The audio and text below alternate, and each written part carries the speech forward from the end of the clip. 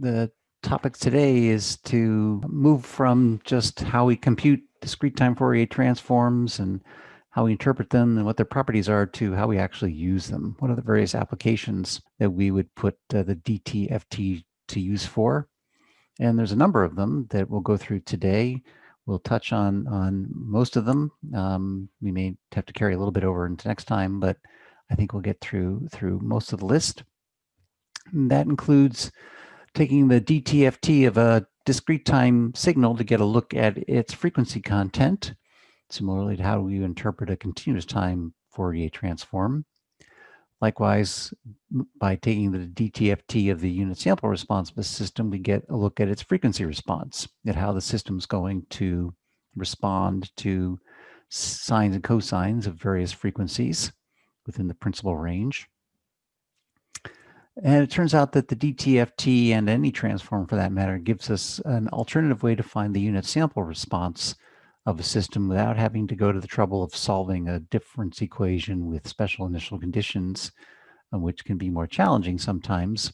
Oftentimes, being able to come up with the unit sample response directly from the difference equation in the transform domain and then inverse transforming is a much more mathematically expedient way to do it.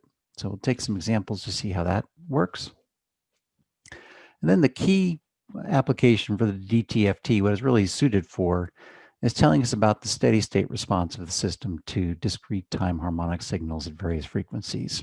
So if we were to put in a sine or cosine at some discrete time signal that was based on sines and cosines, and we sampled that signal and ran it through our system, the DTFT frequency response tells us exactly what the system's going to do to that signal, how it will affect sines and cosines of any frequency.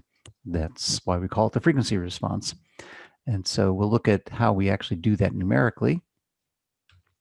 And finally, as the properties told us, because we have a convolution property for discrete time Fourier transforms, it actually suggested an alternative way to do system analysis to at least find zero state responses for linear time invariant systems using transforms to effectively perform convolution in an alternate domain where the mathematics are simpler, where it's just multiplication, and using forward and inverse transforms to get us in and out of that domain.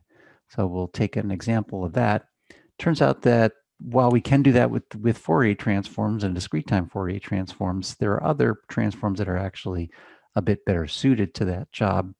And so we'll spend more time talking about that when we get to Z transforms, which are the discrete time parallel to the Laplace transform. But we'll show by example that you can do it. You can do that kind of convolution system analysis, finding zero state responses using discrete time Fourier transforms. And that'll pretty much eat up today. So back at the beginning, the first application would be you have a discrete time signal. It's all sampled, ready to go, and you want to know what frequencies are and how much of each frequency are present in this signal. And for that, we can simply take the discrete time Fourier transform of that discrete time signal directly. And that's the picture that it gives us. It gives us the frequency content of the signal. Here's one that we haven't analyzed explicitly.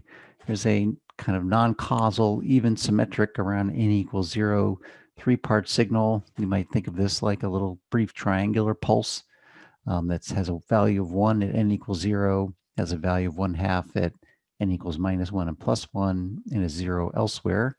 So finite length signal. And if we wanted to take the DTFT of that signal to see what frequencies are present in that signal, well, we could do that term by term. The delta sub n, the unit sample sequence, has a DTFT, if we look that up in the table, of a 1. The 1/2 delta sub n minus 1, the delta sub n again comes across as a 1. The time advance, the n plus 1, means we're going to multiply by a time shift element, that exponential e to the plus j 2 pi f times the shift. In this case, the shift is +1. So we get 1/2 e to the plus j 2 pi f. And similarly, the delta sub n minus 1 times 1/2 gives me a 1/2 e to the minus j 2 pi f. Then we recognize these two, 1/2 e to the plus j 2 pi f plus 1/2 e to the minus j 2 pi f, are a perfect cosine in an Euler identity. And so, as the symmetry properties have told us, if I have an even symmetric time function around n equals 0, then the DTFT is a real valued function. In this case, it's always positive because of this raised cosine, but it's a real valued function. It's a repeating function, so we recognize this 1 plus sine or 1 plus cosine function is repeating. But this would be its discrete time Fourier transform. And if we look within the principal range, we would see that while these two, we have just 3 samples, that signal has primarily low frequency content. The frequency tapers off as we get to higher frequencies following this kind of cosine shape. Similarly, if we want to know what is the frequency response of a system, we would take the DTFT. In this case, it would be of the unit sample response of the system. And when we do that, what we get is we call H of F or HP of F, the periodically repeating DTFT frequency response is by definition the discrete time Fourier transform of the unit sample response. 2 examples of that, if we had a unit sample response 1/2 delta sub n plus 1/2 delta sub n minus 1, which was our our FIR filter, that was a two sample averaging filter. And if we took its DTFT, which we've done a couple times, we ended up with a 1/2 plus 1/2 e to the minus j 2 pi f. We've broken that up into magnitude and phase components. We saw it has a linear phase. We saw it similarly has this kind of cosine, but in this case, a rectified cosine kind of shape in the magnitude response. We also looked at the Fourier, discrete time Fourier transform of a alpha to the nu of n function, which could be the unit sample response for a feedback IIR filter. And for a particular alpha, as long as alpha is less than 1, this is a converging stable filter. If we chose like an example like alpha was 1/2, the frequency response, the discrete time Fourier transform for that is 1/1 minus 1/2 e to the minus j 2 pi f. Again, I can get that directly out of a lookup table. And plotting the magnitude of that versus frequency and the phase of that versus frequency would look like this. And so if we have the unit sample response of in the time domain of a system, all we have to do is take its DTFT and break it up into magnitude and phase components, or plot them, the magnitude and phase, and we get a sense for how does the system respond to signals of different frequencies. Does it pass them through unchanged? Does it attenuate them? What does it do to their phase? All that information is what's in this frequency response information. Now, we posed back in the time domain, we were talking about the properties of convolution. We posed this problem of what happens if you take 2 filters, 2 discrete time filters, and you put them back to back. Like, for example, if we took our 2 sample averaging FIR filter and followed it with our IIR feedback filter and asked the question, if I put those back to back, what would be the overall effect of them? What would be the effective unit sample response or the effective frequency response of such a combination? In the time domain, we already went through the properties of convolution and found that if I had 2 functions with different unit sample responses in series, to get the overall unit sample response of that cascade or that series combination, we had to actually convolve the unit sample response of the first filter with the unit sample response of the second filter, which usually is a bit problematic. Here in this case, because we have delta functions, it's actually not so bad. The convolution property of delta function says when we convolve with deltas, we take that other function, replicate it, centered wherever that impulse happened, and scale it by whatever weight we had. So the convolution of these two would give me an 1/2 alpha to the n u of n from convolving with this impulse, and a 1/2 that should be delta of n minus 1. So a 1/2 alpha of n minus 1, u of n minus 1 for the convolution result. Now it turns out it's easier to combine frequency responses of systems or filters that are in series and cascade, because instead of convolving, we know the equivalent of convolution in the Fourier domain is multiplication. So I would literally just take the H1 of f, the frequency response of my FIR filter, and multiply it by H2 of f, the frequency response of this IIR filter, which would have a denominator the same as the IIR filter, 1 minus 1/2 e to the minus j2 pi f. The numerator is 1, so we would simply multiply the H1 of f by that 1 and get that in the numerator. Since we have a constant 1/2, that would multiply the denominator by 2. And so we have simply 1 plus e to the minus j2 pi f over 2 minus e to the minus j2 pi f would be the frequency response of the combination. Still complex, still has a magnitude and phase, but fairly straightforward to determine analytically what that is by simply multiplying their frequency responses together. We could do that graphically as well. Here's the frequency response of that FIR filter. Again, it was a kind of like a rectified cosine with a linear phase term. Here's the IIR filter's frequency response, its magnitude response, and its phase response. Notice within the principal range, both of these filters are, we would characterize them pretty much as low-pass filters. The IIR filter is not quite so good. It doesn't attenuate down to 0, whereas the FIR filter does. And the IIR filter has kind of a squirrely phase term, whereas we have a nice linear phase in the FIR filter. But if I put these in series, in cascade, then the overall frequency response is the product of these two complex functions. And the product of complex functions for the magnitude responses, we would multiply one magnitude response by the other,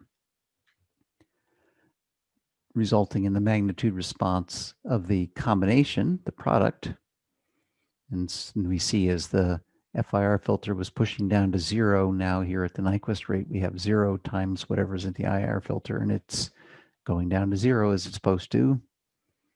One of them at f equals 0 has a gain of 2 and has a gain of 1, so we get a gain of 2 overall. And hopefully you can convince yourself that this cascaded frequency response looks kind of like the IIR one pressed down by the FIR filter's attenuation. We take this one, multiply it by this one, and get this one. In terms of phase, when we multiply two complex functions, we add their phases. So the phase values in our FIR linear phase terms add to the IIR filter to create the sum, which is a phase with a shape as shown here. Okay. So if we take the DTFT of discrete time signals, we get to see the frequency content. We get to take the discrete time Fourier transform of their unit sample responses. We get to see their frequency response of the system.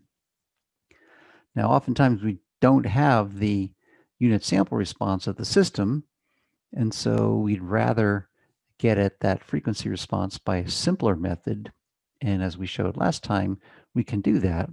We can use the time shift properties of the discrete time Fourier transform and take the difference equation, transform it, use the definition of the frequency response as the Fourier transform of the output divided by the Fourier transform of the input, and from that derive the frequency response in a much simpler way without ever having to find the unit sample response. And again, we'll use our simple feedback IIR filter as the example. We've derived its frequency response before, and last time we used this as our example for how we would would transform the difference equation, literally take the DTFT of each term in the difference equation. So the y of n becomes y of f, y of n minus 1 becomes a shifted y of f, so multiplied by e to the minus j1 times 2 pi f, the minus alpha scalar out in front of both, and x of n transforming to x of f, and factoring out the y of f's. And if we had more terms on the right side, we'd factor out the x as well. Then create the ratio for y of f over x of f, which is what the definition of h of f is. And from our discrete time Fourier transform version of the difference equation, we can create that ratio with the terms that are left over. In this case, it would be 1 over 1 minus alpha e to the minus j 2 pi f. Much simpler than going to get the unit sample response. Now, that whole process can be run in either direction. If we start with the difference equation, we can derive the frequency response.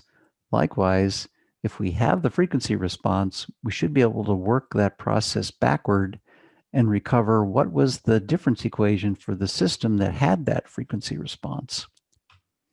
Here's how that would work. So if we started with this known frequency response, we could cross multiply these two functions.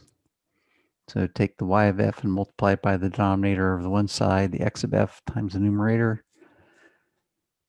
Distribute through any y of f's or x of f's that show up in more than one place. And then we have our transformed version of the difference equation. So we simply inverse transform this term by term, recognizing the time shift terms when we see them. And this inverse transforms back to y of n, the e to the minus j 2 pi f multiplied by y of f gives us the y of n minus 1, minus alpha out in front, and x of f becomes x of n. And so we should be comfortable going either way, given a difference equation coming up with the frequency response, given a frequency response getting back to the difference equation. Now, if you want to get a look at the frequency response of a system using MATLAB, there is a built-in function for this. It's the FREQZ function, freqz function, that returns two parameters and takes at least two parameters and more, depending on what form or what way you want to use it and what data you want it to send back to you. So like many MATLAB functions, the same acronym, the same command has different responses depending on how many arguments you send it and what kinds they are. The standard way would be this, would return two vectors, h and omega, this is supposed to be, where omega are radian frequency values in radians per sample, and h are complex h of omega values. And what it does is take an array of b coefficients and a coefficients from your difference equation, constructs the numerator and denominator of the frequency response, and determines what the complex values would be for various different frequencies. So this b has to be an array of the coefficients of the x side, the b side of the difference equation in an array, just the coefficients. The A array is similarly an array of coefficients to go with the Y side, the A0, A1, those terms. And N is optional. It just tells MATLAB how many data points do you want back. So remember, the DTFT is actually a continuous function. So FREQZ will try to give you the values of that, but it has to do it at discrete points. So you need to tell it, in order for you to have a graph of the quality that you want, how many points do you need? If you leave that N off, it will automatically assume you want 512 points.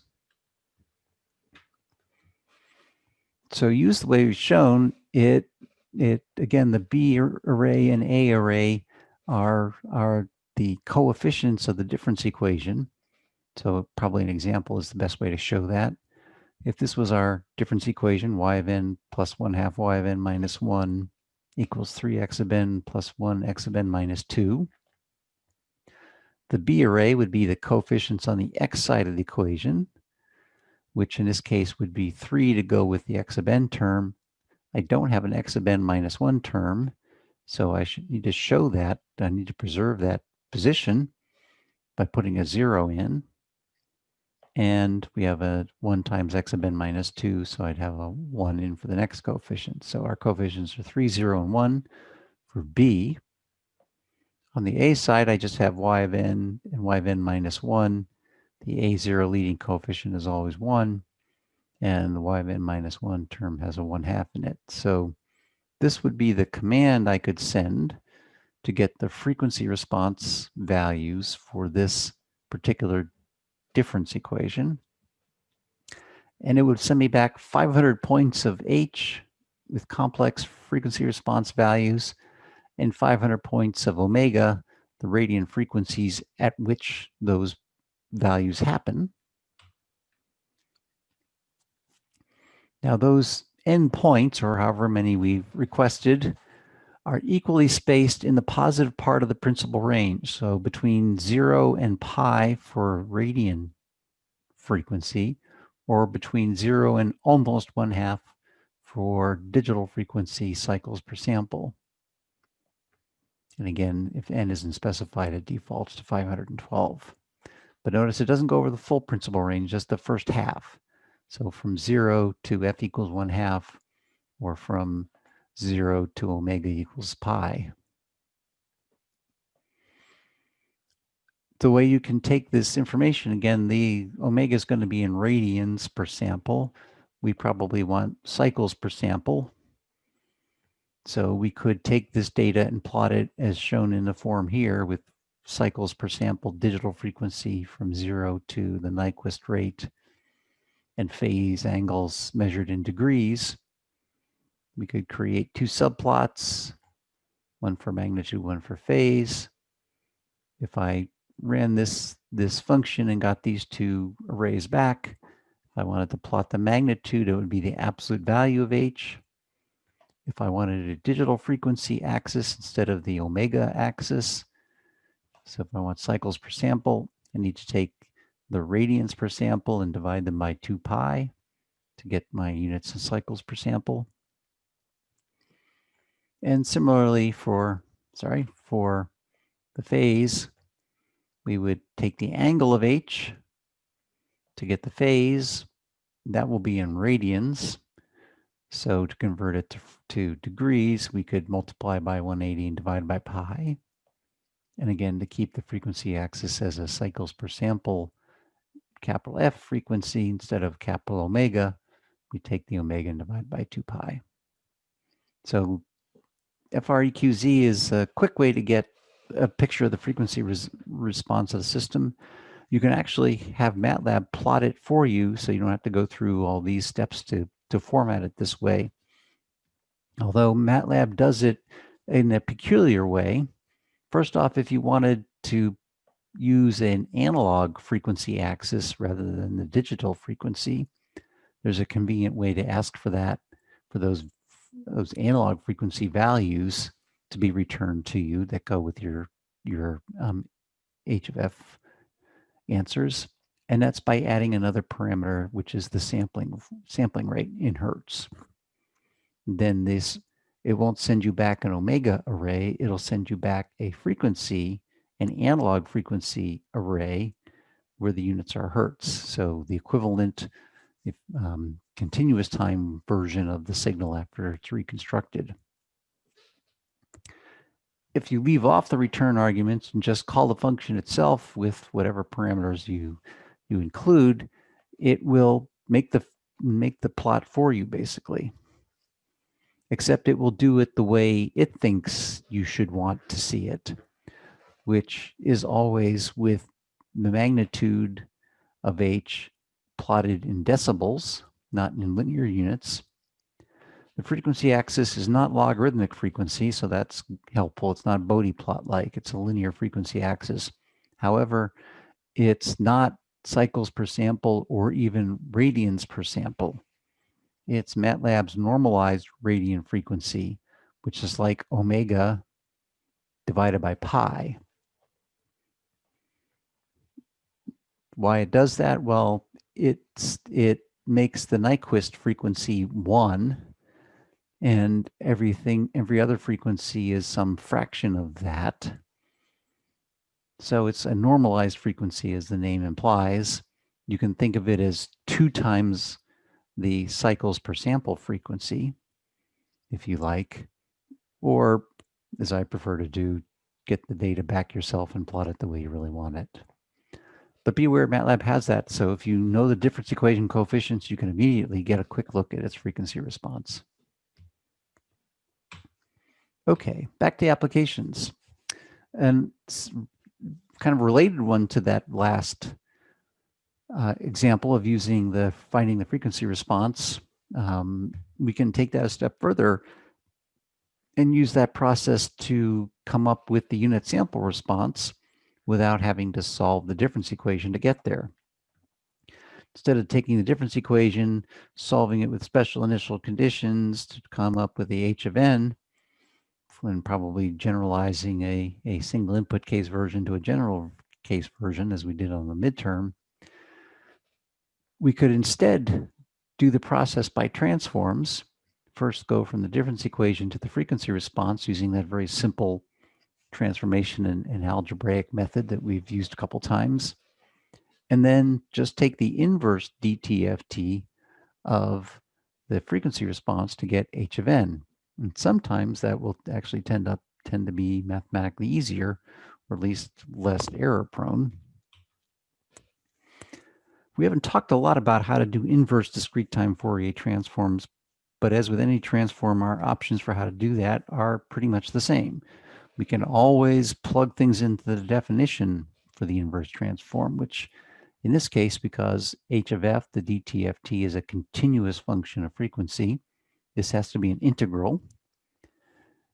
H of f is a periodic function, so it's an integral over one period, in this case over the principal range from -1/2 to f equals +1/2. And it's an integral of our h of f multiplied by e to the plus j 2 pi nf, which is the same exponential we had in the forward transform, except in the forward case, this is a minus sign.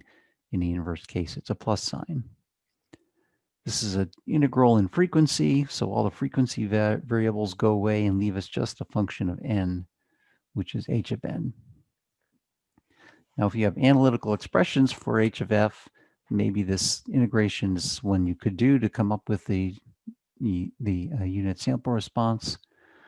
More likely, you're going to want to use tables. Again, kind of the opposite way to how we did it before to do forward transforms. We're going to look up forms that we have on the right side and see what time domain function they translate to on the left.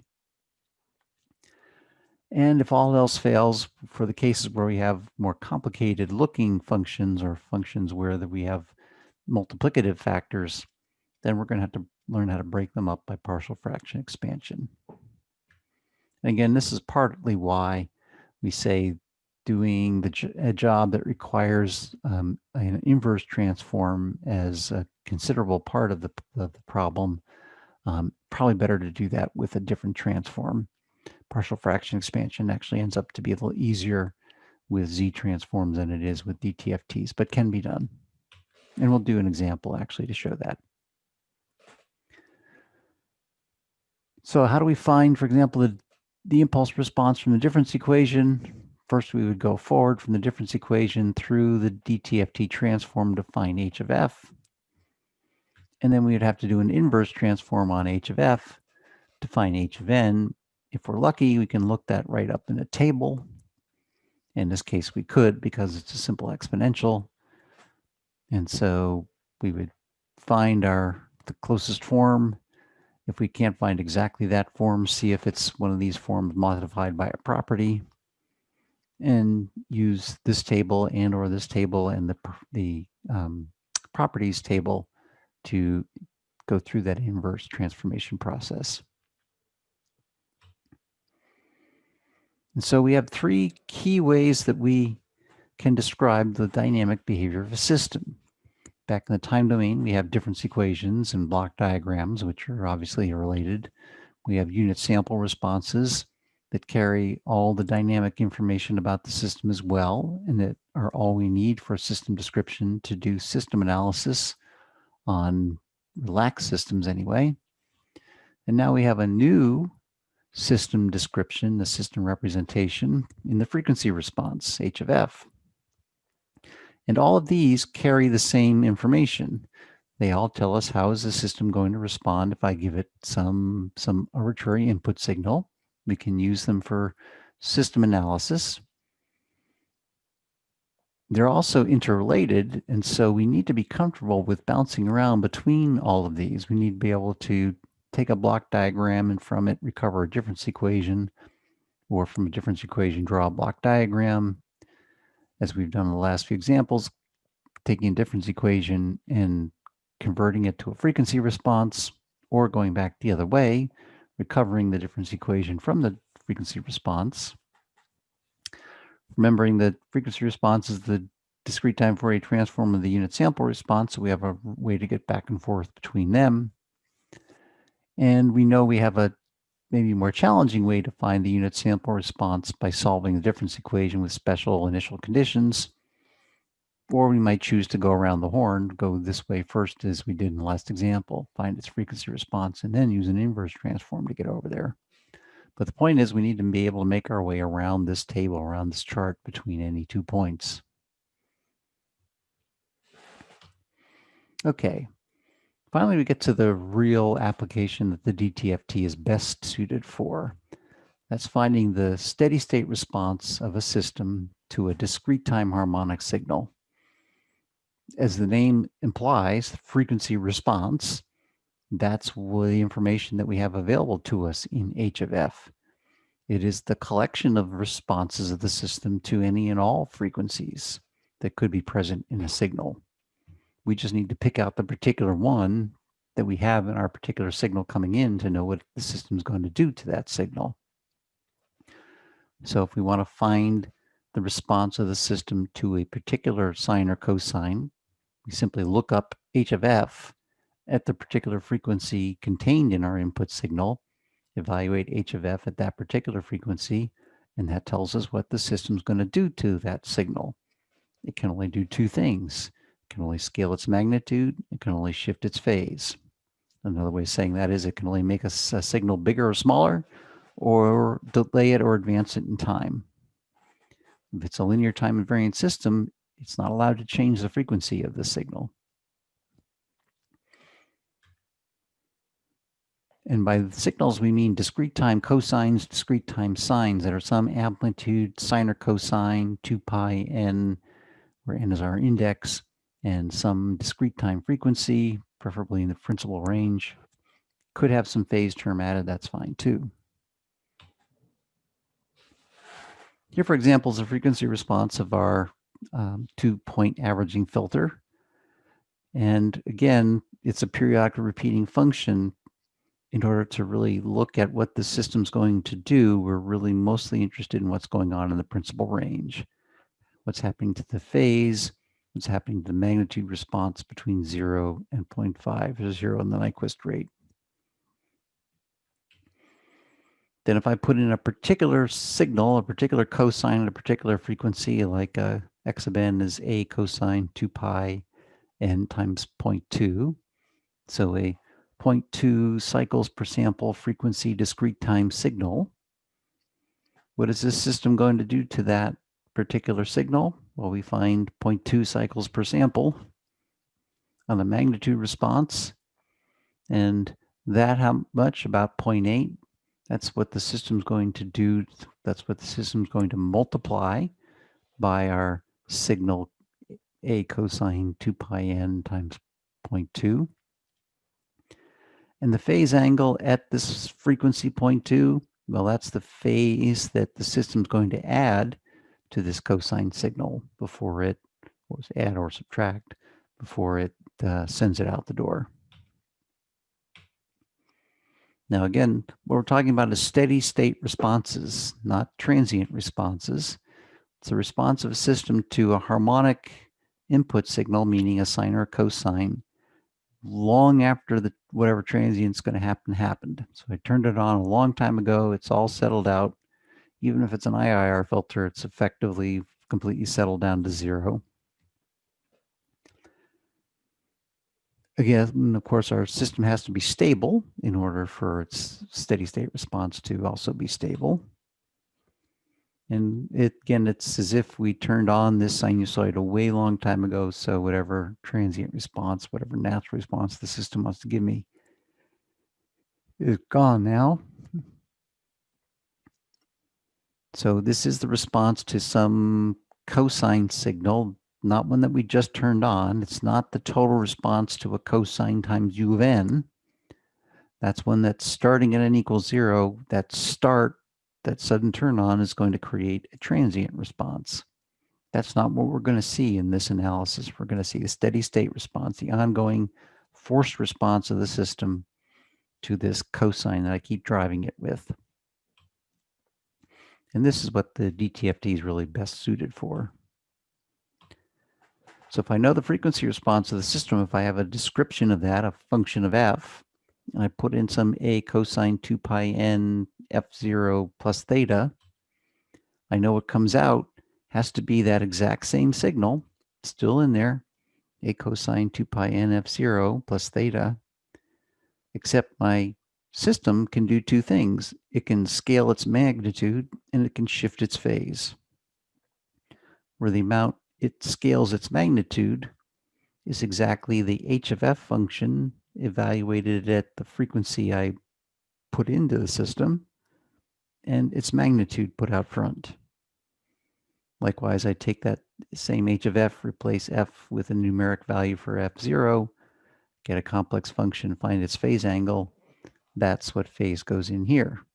And so all, again, my system can do is scale its magnitude and shift its phase. Now that's true as long as f0 is in the principal range so that it doesn't alias. It has to be less than the Nyquist rate or less than half the sampling rate. If it aliases, if it's not in that range, then it's going to alias, and that effect is not a linear effect. So we'll consider that in a moment. Let's work this problem though first. Let's assume I have a frequency that's within the principal range. It's less than half the sampling rate.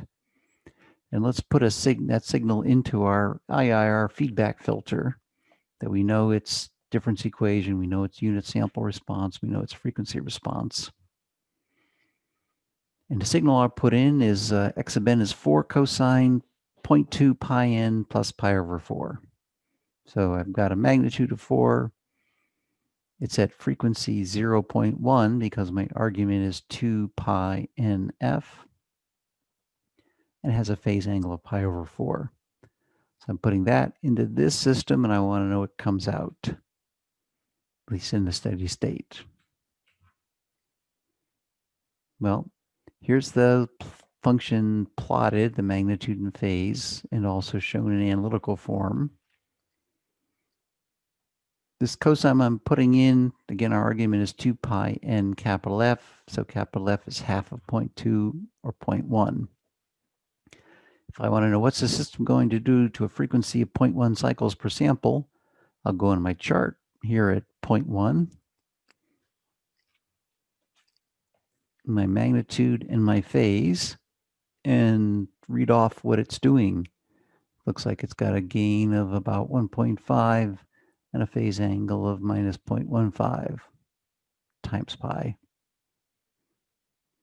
If I have these analytical functions, I can plug f into them and find their real parts in their, or excuse me, find their magnitudes and phases, or plug that 0.1 directly into our equation for magnitude and phase. Whichever way we do it, we would see that analytically, this magnitude of h at 0.1 is actually 1.506 when we estimated 1.5, and the phase angle happens to be minus 0.146 times pi, pretty close to the 0.15 pi I guesstimated. Okay, so we have all the information we need. We know exactly what this system's going to do to this particular frequency. I'm going to take our original signal for cosine 0.2 pi n plus pi over 4. We're going to scale its magnitude by the magnitude of h at frequency 0.1, which is 1.5. And we're going to add the phase of h at frequency 0.1, which happens to be minus 0.15 times pi.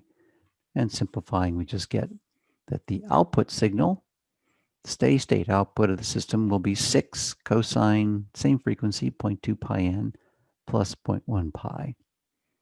So very straightforward to find out what is the system going to do to my particular signal if it's a sine or cosine at a particular frequency that's within the principal range. If it's outside the principal range, if its aliasing is allowed in my system, either by virtue of the way I've designed or left out anti-aliasing filters or any other precautions.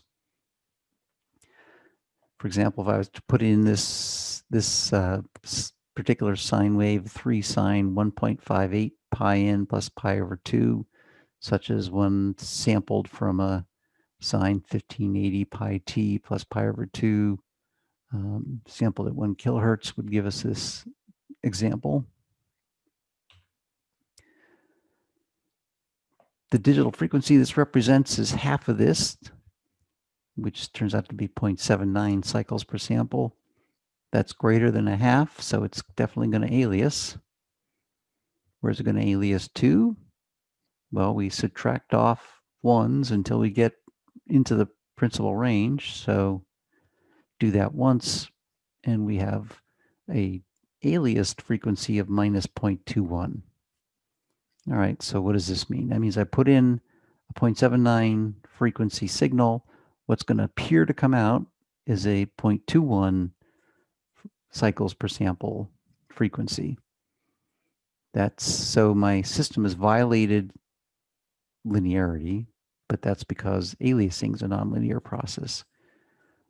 So what comes out of my system, I have to not only scale its magnitude and phase, but I have to account for the fact that the frequency is coming out differently.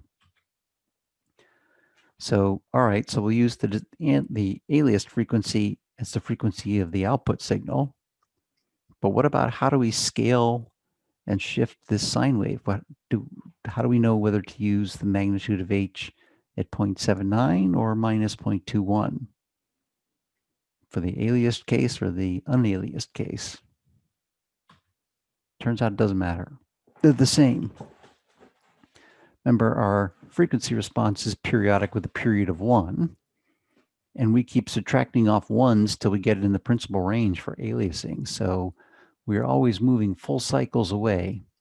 So the response of the system, both magnitude and phase at f equals 0.79, is exactly the same as it is at minus 0.21. So I can use either. I can look them up, either one of those in the graph. I can plug either one of those in for f. Because it's a periodic function, I'll get the right answer.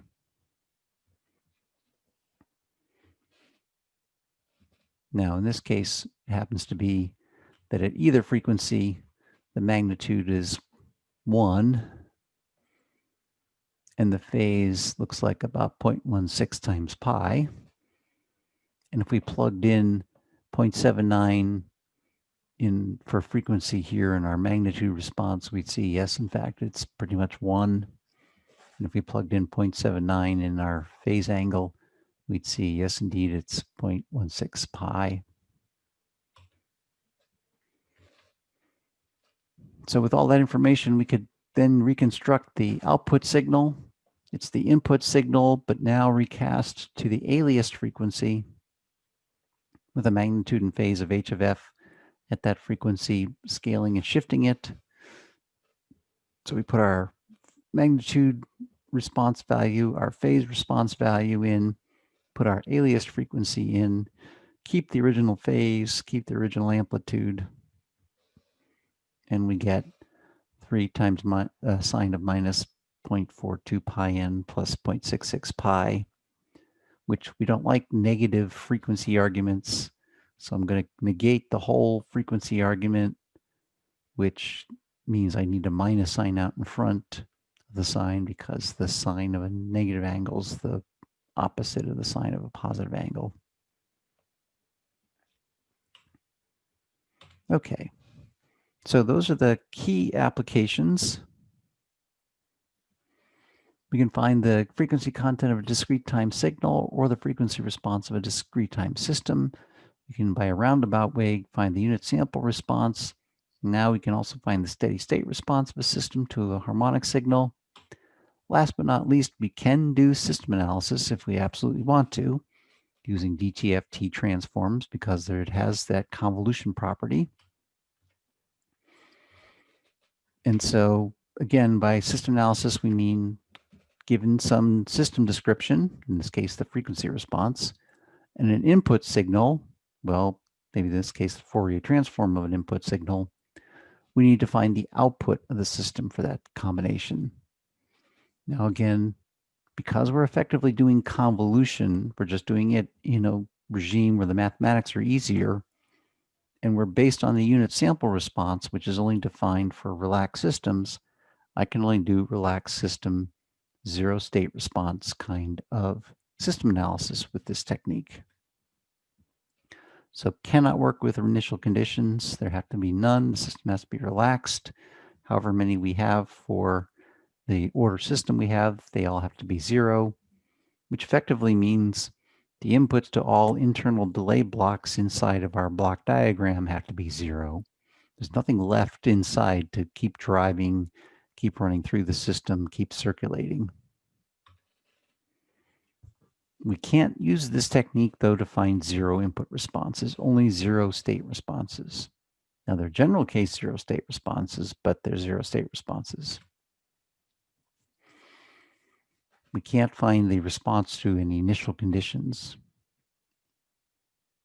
Now, if there's a transient, that will be included in our response, but we're not going to have the zero input response. We can't have any initial conditions. How does this work? Well, again, we took the problem of convolution, which was our system analysis technique for how we combine the unit sample response with the input signal to determine the output signal, move the whole thing to the transform domain, where the convolution property says we don't have to convolve transforms, we multiply them. And, well, that doesn't give us the exact answer we wanted. We wanted the output as a function of time or a function of n. This is a function of frequency, so we have to go through an inverse discrete time Fourier transform to get the actual time domain function. All right. How do we do that? Well, the method's very straightforward. Just like in continuous time Fourier transforms. Take your time function, your x of n, discrete time Fourier transform it to get x of f. Find your frequency response, which in our case is probably means transforming the difference equation and rearranging it. Then simply multiply those two functions in the frequency domain, x of f times h of f, and that will be the discrete time Fourier transform of the output signal. Then I have to go through an inverse DTFT to get the actual time function, which could involve partial fractions. Let's do one quick example. We'll get partway through this. We'll get through all the setup and leave some of the gory details to next time. We'll start with our simple feedback network, our feedback IIR digital filter, digital low-pass filter that has a frequency response 1 over 1 minus 1/2 e to the minus j2 pi f because I have a 1/2 there. It has this difference equation, y of n equals x of n plus 1/2 y of n minus 1. And we want to know what is the response of a system to a unit step, a u of n. So what is the unit step response? What is y of n when I put a u of n in with the system starting off relaxed? Well, for that, we're going to need a whiteboard. So let's switch to that. And let's go through the process quickly. And then, as I say, leave the gory partial fractions for another time. So our x sub n is a unit step, and our h of n happened to be 1/2 to the n u of n. So step 1 was find the discrete time Fourier transform of x sub n,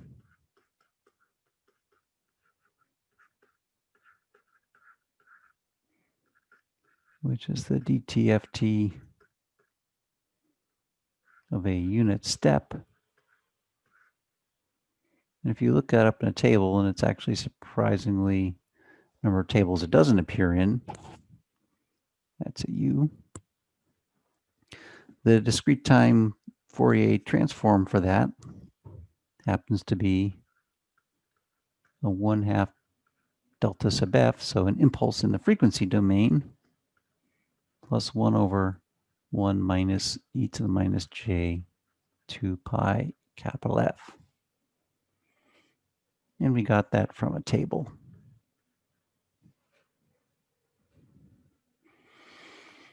Okay, step 2 was find the frequency response, HP of F. Well, we'd done that a number of different ways. We could transform H of N. We could have gotten it from the difference equation. Usually we wouldn't have H of N. We've derived it several times already, so I'm not going to belabor that.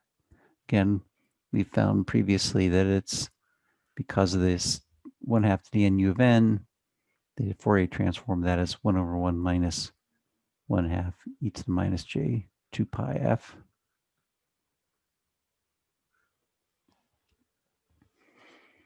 Then step 3 is find the Fourier transform of the output. That's just the product of the Fourier transform of the input, the DTFT, times the frequency response.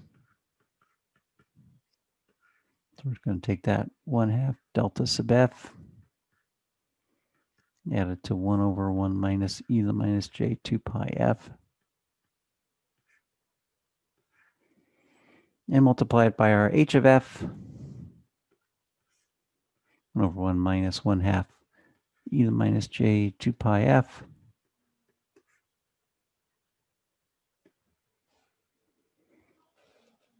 And that's the Fourier transform of the output signal. We can quickly simplify this a little bit. Let's distribute this through to these two. I'm going to get a 1/2 delta of f times our 1/1 minus 1/2 e to the minus j 2 pi f, and the 1/1 minus e to the minus j 2 pi f multiplied by 1/1 minus 1/2 e to the minus j 2 pi f.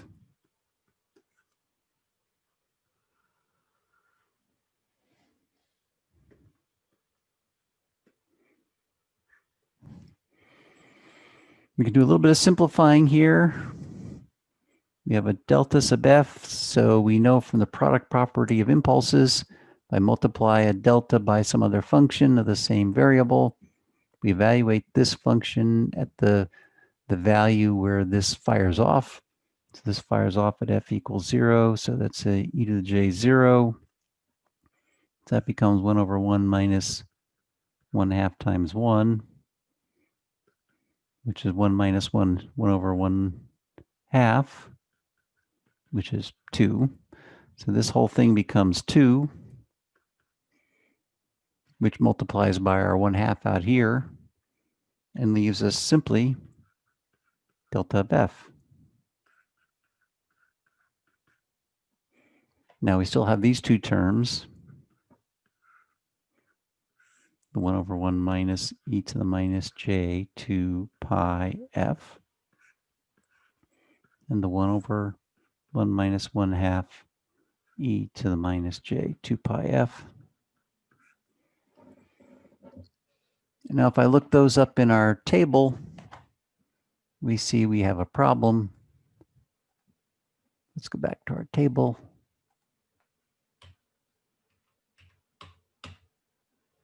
because it's not in there. Nothing quite like it in here. And so that means we're in for some partial fractions. That means we're going to have to come back next time.